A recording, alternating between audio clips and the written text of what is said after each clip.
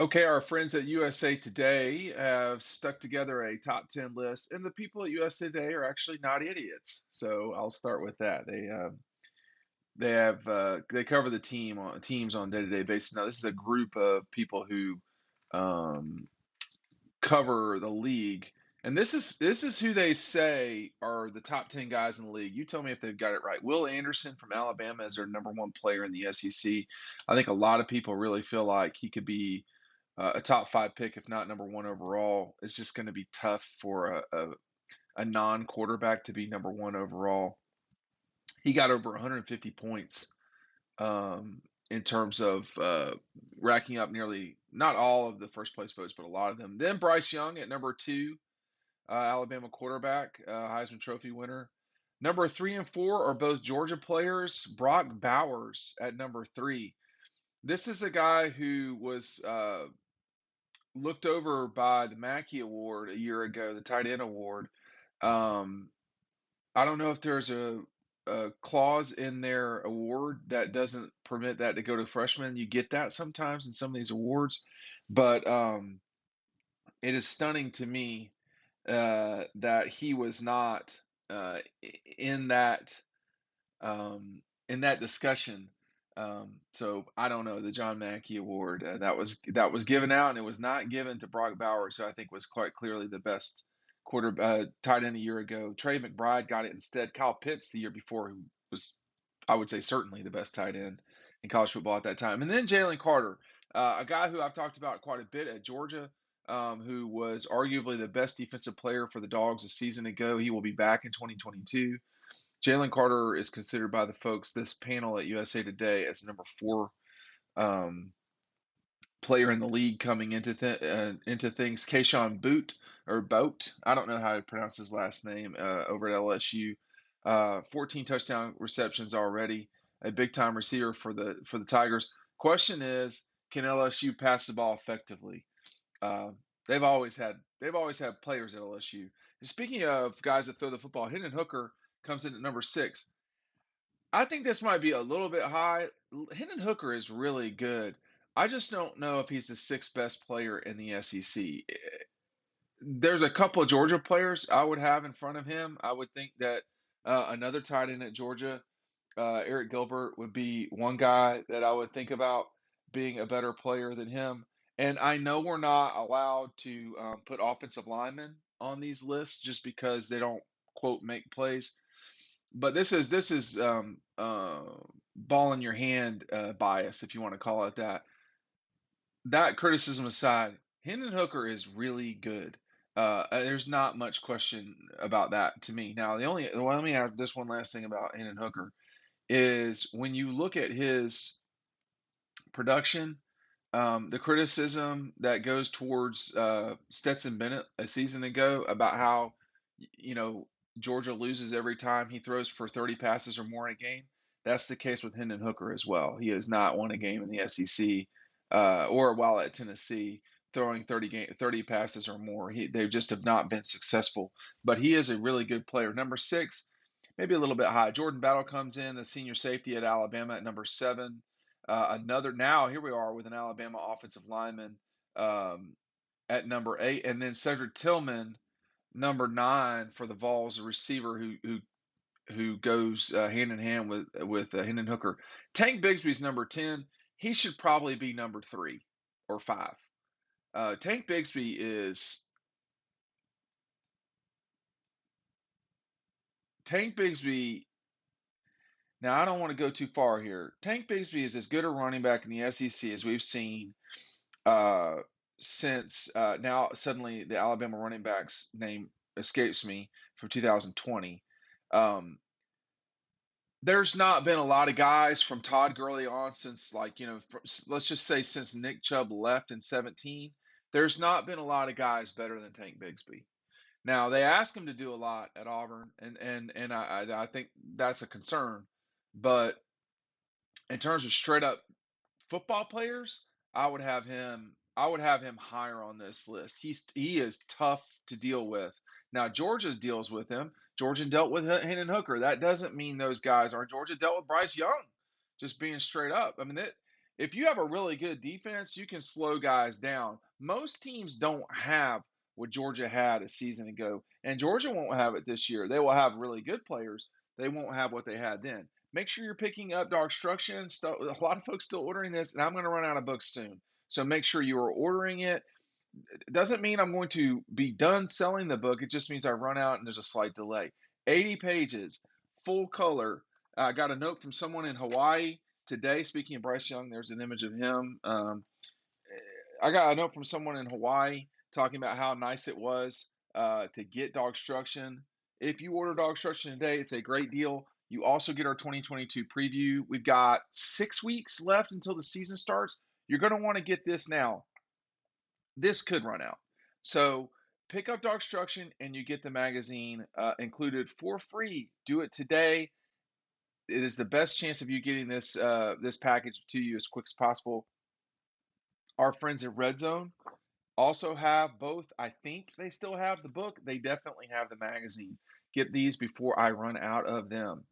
I think with these lists, I mean, the guys that cover USA Today, that are on the USA Today network, these are legitimate, report. These are not just some people who like write stories for rewrite stories for CBS or, um, some, like fan blog. These are legitimate folks who will be at media days and so forth. Someone put Brock Bowers in as the first place vote. Um, I think you could make the argument that he is the best player in the SEC. The question is, does he affect the game more than Will Anderson? Does he affect the game more than a quarterback? We have built a narrative now that Will Anderson is the best player in the league and that there's really not much in the way of arguing that. He's a really good player. I think I would vote him higher than Bowers because he affects the game more. I wonder what Michigan would say about that. I wonder what Alabama would say. I mean, Brock Bowers has been nothing but trouble for teams in his brief time at Georgia, only 15 years.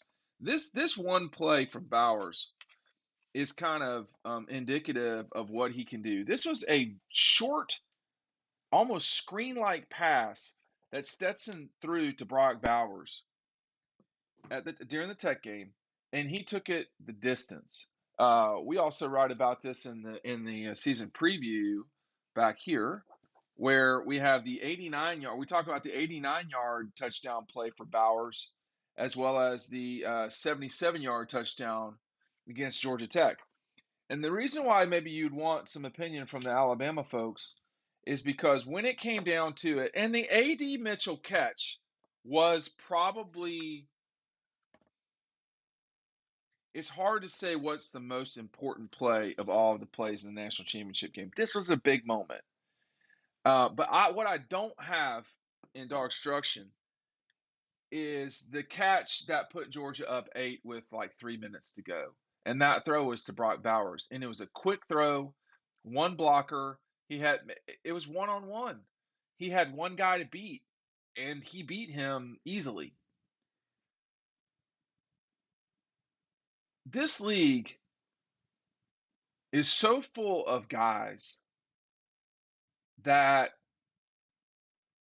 it's hard to put into words sometimes what you're watching on the field. I mean, I've covered ACC games on the field. Obviously, we get that every year with Tech. You watch Clemson play, Ohio State. I've seen in person on the field.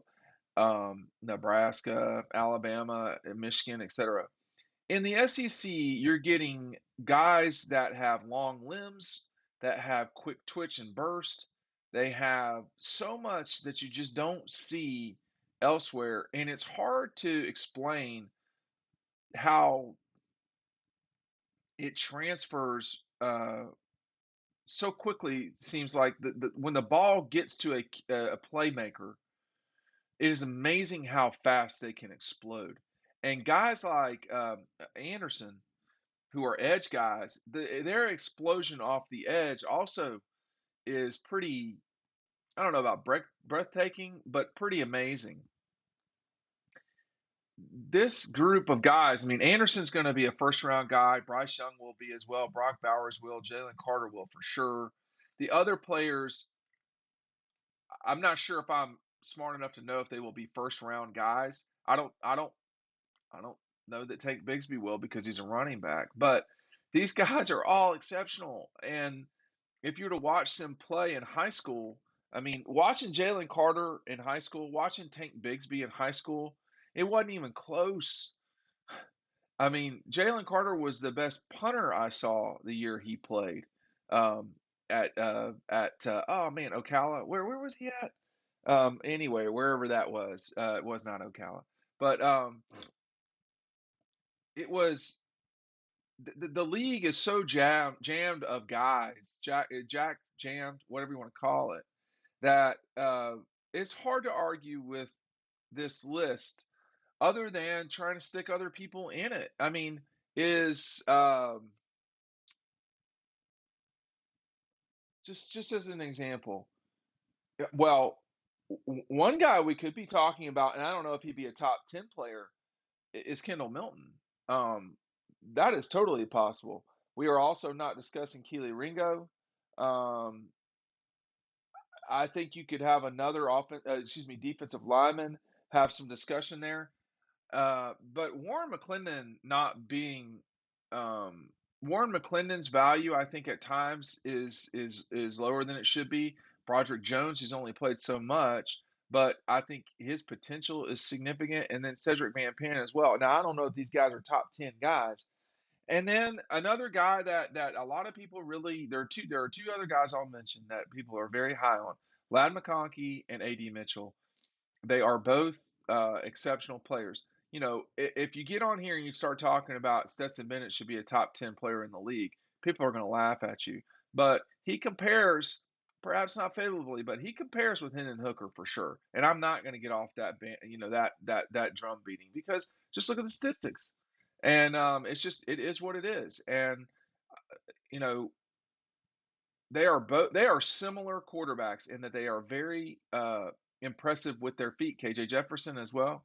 I talked about that sort of ridiculous um, uh, list from 24/7, which does, they're doing clickbait, but still, um, that that that list was hard to understand and reconcile with this one. I mean, like Hendon Hooker was not. Well, I wrote about this the other day, and I don't want to get so sidetracked here, but that list was kind of. I mean, they had Hendon Hooker as the number three quarterback. Well, obviously, they had KJ Jefferson in front of him. Um, no mention of Spencer Rattler in this top 10, which I think is smart. Spencer Rattler's got to prove it to people. And it's we're gonna see. Maybe he will and maybe he won't. But this is the top 10 rundown. I think it's a sensible one from the guys at USA Today. I'm gonna be very curious to see if there's another quarterback that pops up because this is not a bad quarterback year in the SEC at all.